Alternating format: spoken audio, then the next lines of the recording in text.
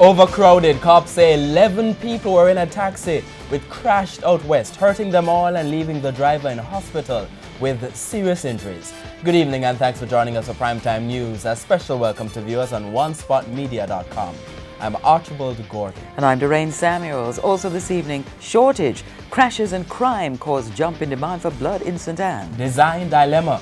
Principals explain why they think some fire trucks cannot get through school gates. A band-aid on a gaping sore. More critics of the government's crime plan. Jobs, jobs, jobs. Predictions about how many people will get work when Portmore's Informatics Park is completed. In the Financial Week Growth Agenda, the Caribbean Development Bank on why the region should tackle doing business rankings. There is also international stories, our bite of the week, sports commentary and weather in the primetime package. But first, the feedback question.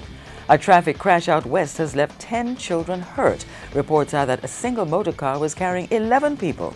What's your reaction to this situation? You can share comments online, facebook.com/Television Jamaica and tweet at Television Jam.